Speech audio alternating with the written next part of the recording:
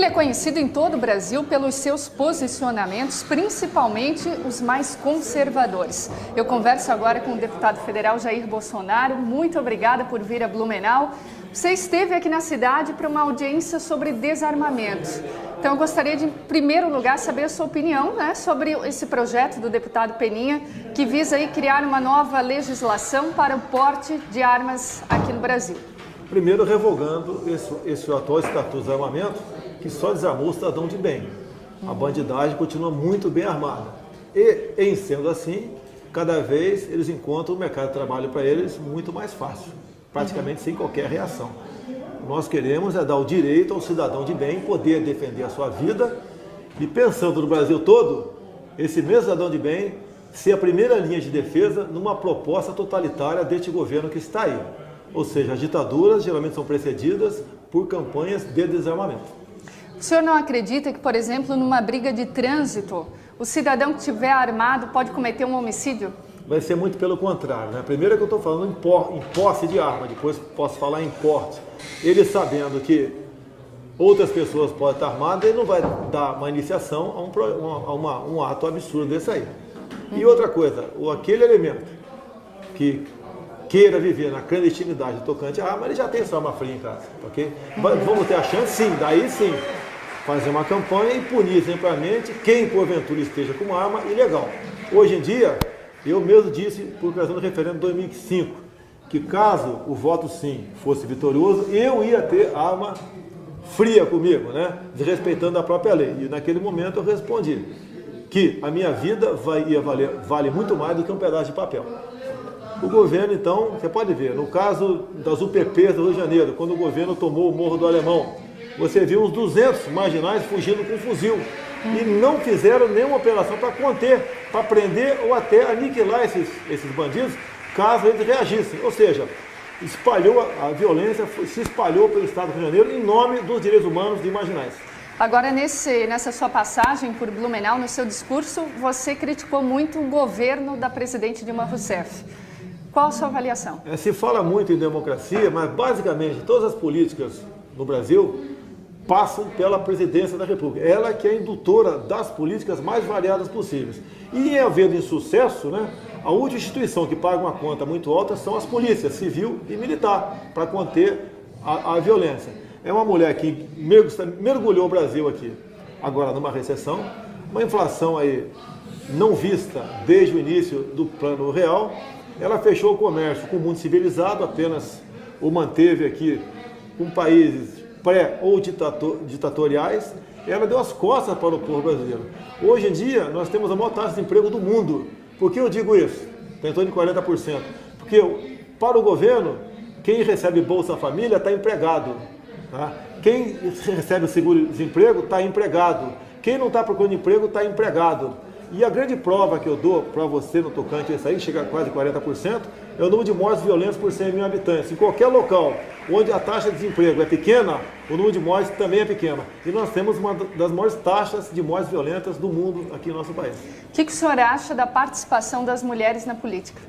Sem problema nenhum, só que se ganha no voto, ok? E eu votei contra aquela emenda que previa dar cotas iguais para elas. Eu não queria dar uma vaga certa para Jandira Fegali, Benedita da Silva, Maria do Rosário, entre outras, que com 20, 15 mil votos teriam um mandato vitalício em Brasília, né? Vocês não brigam tanto por igualdade?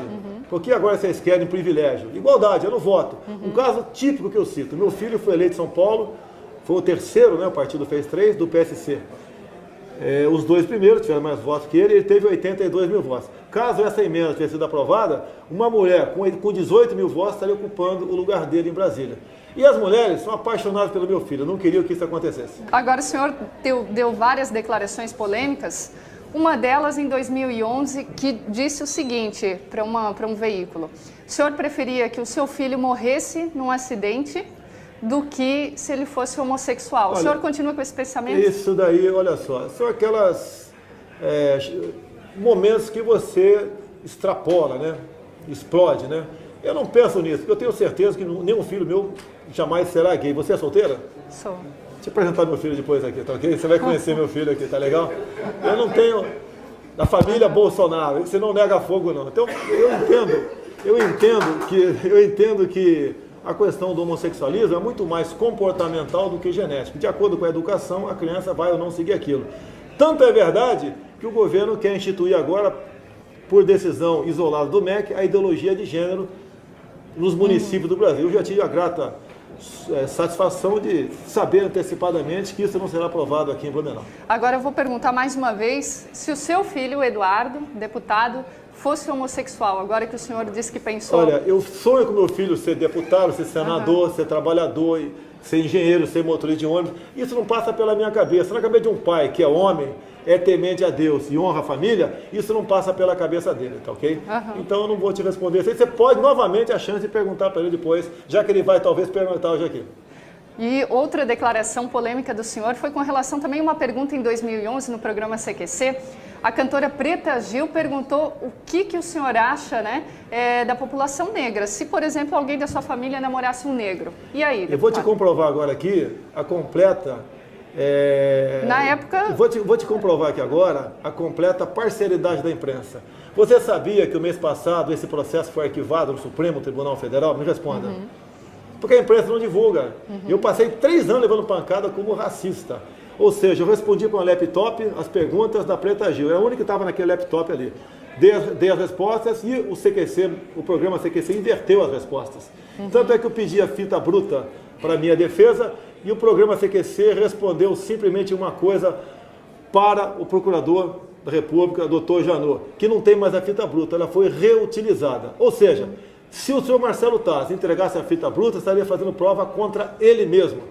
Eu sou um alvo compensador, eu vou dar trabalho em 2018. E só calúnia, e só com calúnias eles podem tentar me derrubar. Tanto é que ano passado eu devolvi 200 mil da Friboi que botaram na minha conta por ocasião da campanha. Qual parlamentar faz isso aí? O senhor vai ser candidato a presidente, então? Eu pretendo estar num partido que, por ocasião das eleições de 2018, entre nós, caso alguém tenha condições de disputar a presidência, que fique conosco essa legenda, e não seja vendida para o PT como o meu partido vendeu ano passado. Agora, para a gente finalizar, no seu discurso aqui, você falou da época da ditadura. Você gostaria que voltasse essa época no Brasil? Quem tem saudade dos valores daquela época é o povo brasileiro. Okay? Você tinha família, bandido era bandido, polícia era polícia, você tinha respeito, você podia andar de madrugada pelas ruas, tinha direito de ir e vir. O único direito que você não tinha era votar para presidente, governador, capitais e territórios.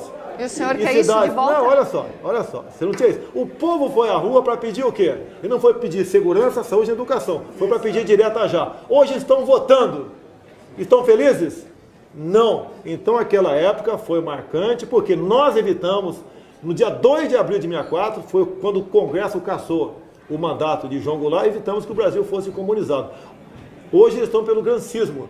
Você já viu os currículos escolares, como está apinhado de matérias, inclusive louvando Fidel Castro, Che Guevara, Zé Dirceu, Benedito da Silva, entre outros. A esquerda toda é louvada. Uma Comissão Nacional da Verdade, onde a Dilma Rousseff indicou os 7 para compô-la.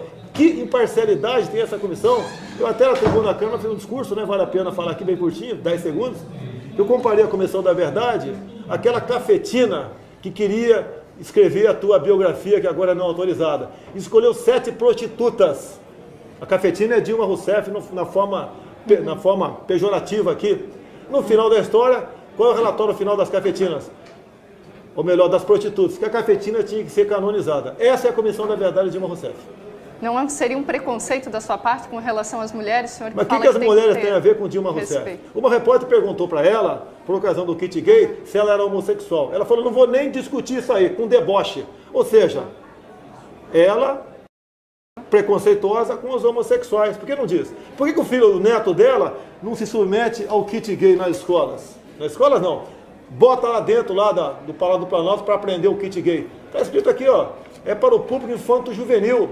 Cota para professor homossexual, livros didáticos para bibliotecas com a temática de diversidade sexual. O que você soma na cabeça de uma criança, de um futuro cidadão, botando esse tipo de disciplina dentro da escola? Não soma nada. Como eu disse ali, enquanto aqui o governo do PT quer saber se teu filho é homem ou mulher, apesar de ele ter um apêndice, Lá na Coreia do Sul, no Japão, a molecada já sabe fazer operações com essa idade, onde gente no ensino médio não sabe fazer aqui no Brasil. A educação é uma coisa que tem que ser tratada com respeito. Não é botar a criança o tempo todo dentro da sala de aula, não. Você tem que dar meio para a pessoa trabalhar.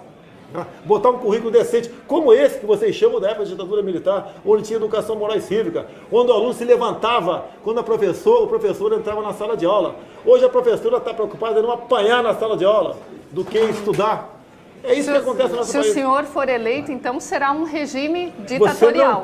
Não existe, não houve ditadura no nosso país. Vocês não conhecem ditadura. Vê as damas de branco em Cuba, que Dilma Rousseff e Lula tanto admiram. Vê o regime na Coreia do Norte. Lá tem ditadura. Vê como está na Venezuela. Vê se o Brasil naquela época era uma Venezuela. O brasileiro tinha como sair e ir e voltava para qualquer lugar do mundo. Tanto é que nós lançamos a campanha. Brasil ame ou deixo. Para de fazer aquele proselitismo todo, de se vitimizar como esse pessoal da esquerda que diz que foi torturado. Se pegar qualquer presídio aqui do teu estado, perguntar para um preso se está sendo bem tratado, falar não, vai falar que está sendo torturado. A esquerda se vitimizou, treinaram em Cuba, pegavam o dinheiro da Coreia do Norte, faziam sequestro de autoridades aqui, sequestraram aviões, matavam gente, faziam barbaridade aqui, botavam terror, estudaram do mínimo manual de guerrilha do Carlos Marighella, que o grupo do PAC, Proletários Armados para o Comunismo, de Cesare Battisti, usou nisso também.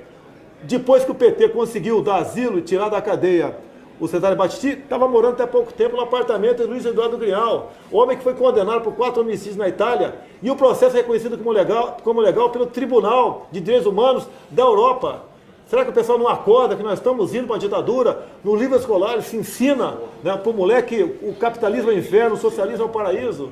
Acordem para isso. Esse pessoal que está no governo não está preocupado com democracia. Eles querem o totalitarismo. E para chegar lá, você tem que primeiro desarmar o povo, desacreditar as instituições, esculachar com os valores familiares, atacar as igrejas, as religiões, como se faz em parada gays, por aí afora, etc. É isso que acontece. Daí chega a hora deles realmente botar ali, através do regime de exceção, fazer valer o seu valor. E as Forças Armadas, graças a Deus pelo seu Exército, pela sua Marinha, pela Aeronáutica, são instituições que são o último obstáculo para a imposição do socialismo, que é o nome de fantasia do comunismo. Tá certo, então. Deputado, muito obrigada pela tua entrevista. O deputado Jair Bolsonaro, que já está na 7ª legislatura e continua aí com os seus posicionamentos fortes, principalmente os mais conservadores. Essa e outras entrevistas, vocês podem conferir aí outros vídeos no site diariodemajornalista.com.br.